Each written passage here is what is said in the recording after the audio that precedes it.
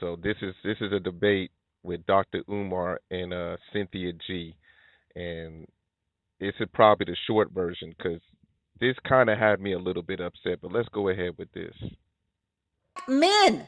Is there a war being waged against black men? First of all, I want to see where you all stand just by a yes or no. Dr. Umar, is there? Yes or no? So, brothers, on the top left, that's a transgender. The top right, that's Cynthia G, who does not like black men, and she's actually said that black male fetuses should be aborted. On the bottom left is Dr. Umar, and I don't know who this other guy is. He's from California. But go ahead, Dwell. What's up, Abe? Brother, you said the top left is trans, but the top right looks trans too. I don't know if y'all noticed that, but maybe that's why this person has a lot of hatred for men because she just has a very masculine appearance. Or it might be a dude, I don't know. Well, she has a But I'll leave child. it alone. She Just does leave it. have a child too. She has a daughter, because she said if she had a son, she would have. Oh, If she would have had a son, she would have aborted the son.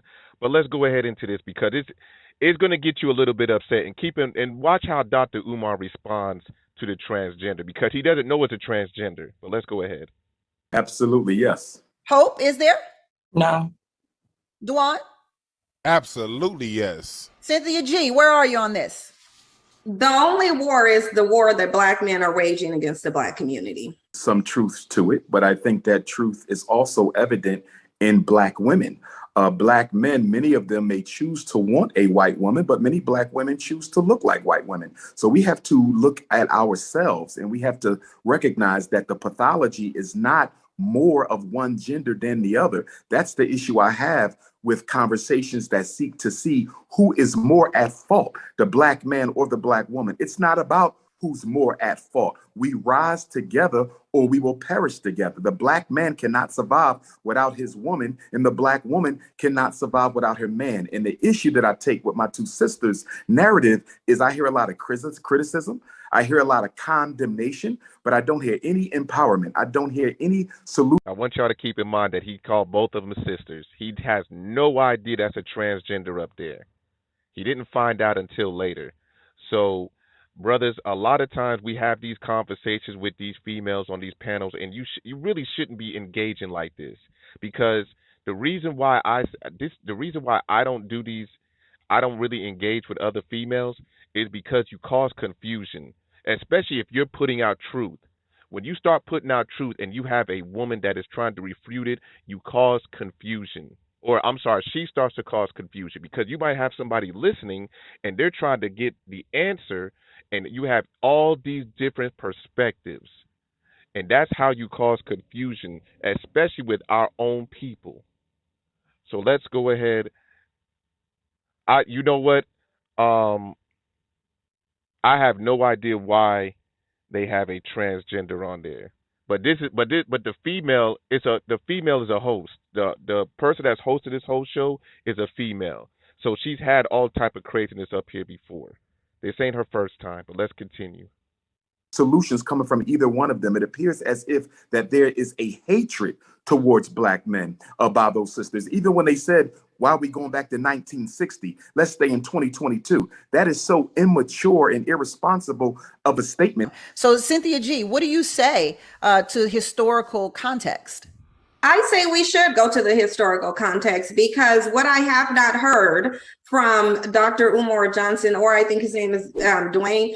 Duan is what I have not heard as they're mentioning all of the things that was done to them. I haven't heard what you did in response to it. So I would like to know, what did you do in response in history other than go to the Supreme Court and petition to have access to the men's women that you're complaining and accusing of disenfranchising you? See, because in the 1960s, what black men were really doing, and it's been documented, many civil rights leaders have admitted to it, what black men were doing is chasing the white man's woman, trying to so-called stick it to him by way of going to their women, which you should have been doing. There's another problem that I have with a lot of our women.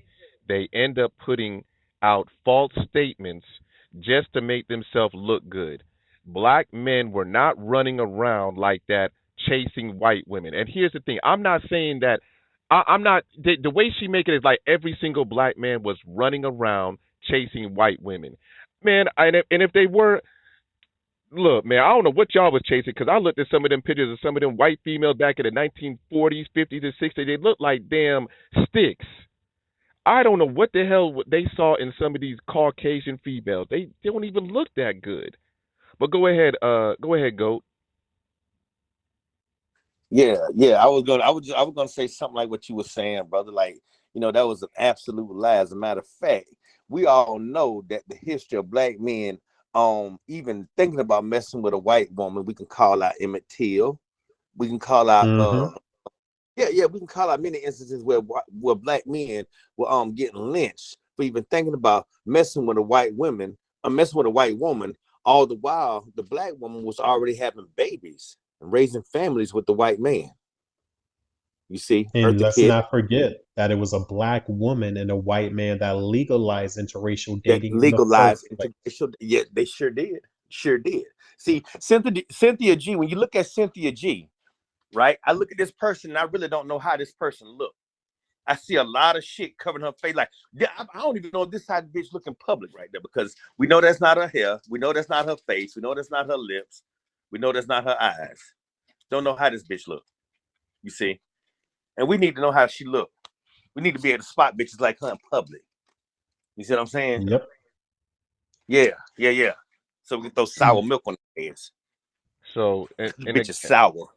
So again, brothers, it's just this is pretty much crazy. But again, you have a lot of women that spew stuff out that they claim they know history, but they really don't. So, but let's go ahead and continue. Doing is trying to get liberation for yourself. What you should have been trying to do is get that foot off your neck. But see, the foot is not on your neck. And the only time you recognize it being on your neck is when you want to get away with doing something that you think white men are getting away with doing. Because let's just be real. Whenever we hear about this war against black men, it's usually being brought up when there's a black man like R. Kelly, Bill Cosby. We see Trey Songz going through it, Ari Spears, when they engage in some degeneracy, and then they're getting a consequence for it. And another thing that I don't like, and I'm not gonna just say is women, we got to stop calling out celebrities. We got to stop looking at celebrities, because that's exactly what the government does. They actually put celebrities as our leaders. These are not leaders at all. So I'm not going to really, even though I don't like what Cynthia G says, but a lot of our men do the same thing. They look at celebrities as leaders, and the government places them as leaders. Jay-Z, you got Jeezy. Those are not our leaders. Very sad that a lot of that's who they use as leaders, and we got to stop looking up to them. And I'm talking to a lot of you brothers. We got to stop looking up to these celebrities as leaders, because they're not leaders at all. Let's go ahead and continue. And black men think that because they perceive white men to be getting away with crimes, they want to be able to get away with crimes as well. The reality is, Dr. Umar can sit up here and list all the different ways that the system is disenfranchising black men and lock black men in a victim boat. But the reality is, what he cannot tell you is what black men did in response to it, because they did nothing. Well, number one, again, I think that it is such a shame, coming from a psychological perspective, that we seek to heal our wounds as a people by relying on unprofessional testimony by individuals who have a vendetta against the opposite gender in their community. When you hear Sister Cynthia speak, you can hear a hurt and a pain and a hatred towards black men. We cannot find an effective solution to black male-female relationship issues or the oppression of black men or black women when the people at the table having the conversation have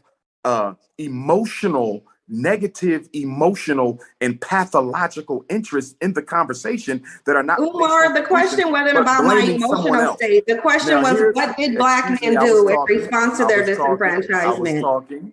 Yeah, because you're trying to pathologize my emotional state. I want y'all to notice how the host has not said anything to Cynthia G when she cut the brother off.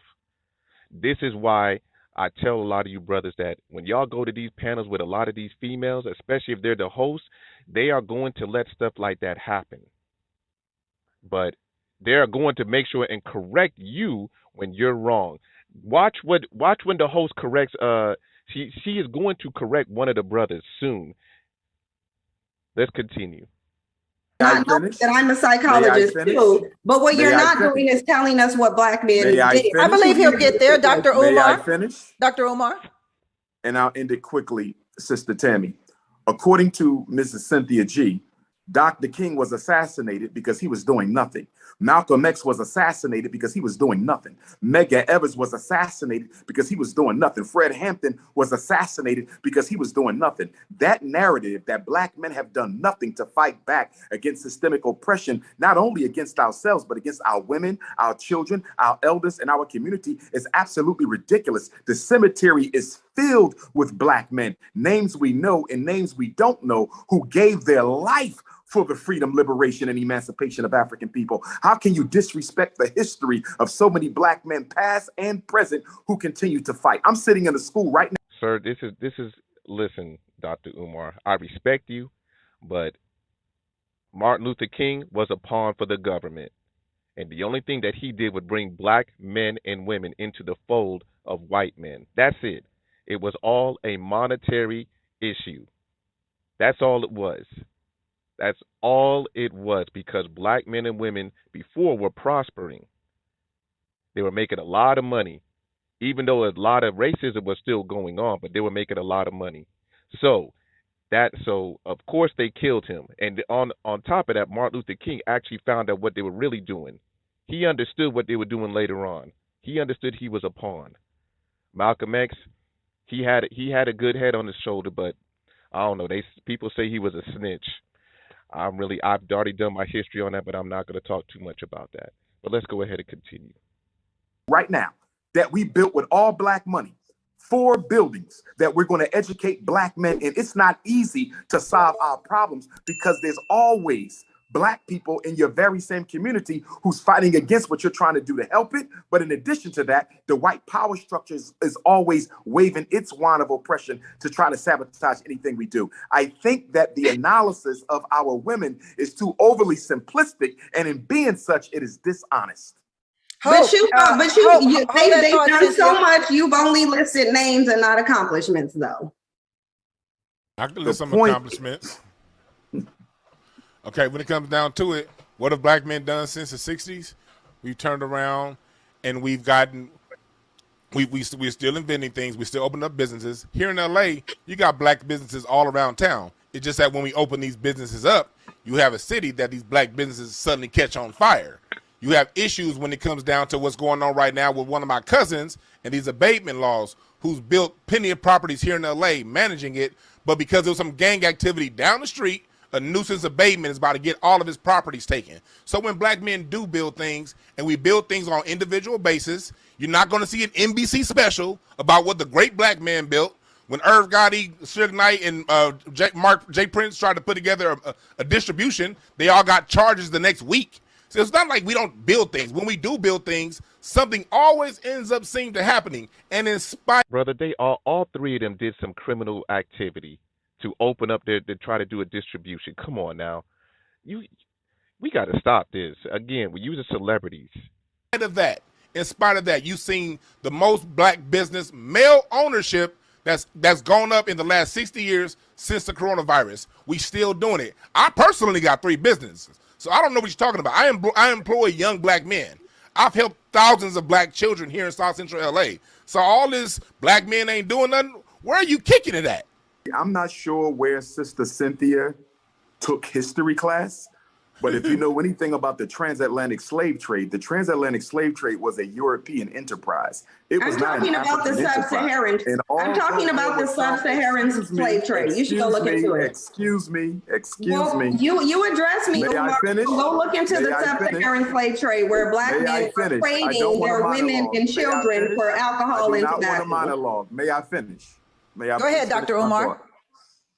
The transatlantic slave trade was a European enterprise. It was not an African enterprise. Although there were some chiefs who participated in it, by no means did they control the direction and extension of the transatlantic slave trade. So that's number one. Number two, Black men resisted enslavement, not only on the shores of Africa, but right here in America. We celebrate Nat Turner, Denmark Vesey, Gabriel Prosser. There's literally hundreds of documented attempts by African men to liberate not only themselves, but their women and their children. So to act like we just sat there and were complicit in our own oppression is absolutely ridiculous. The other point I want to clarify for your information, Cynthia G, you've never, ever heard me condemn the civil rights movement. The good Reverend Dr. Martin Luther King Jr. is a hero of mine. And despite me being a Pan-African nationalist, I take issue with other Black nationalists who do want to dismiss Dr. King's accomplishment. The civil rights movement was necessary because it removed a psychological scar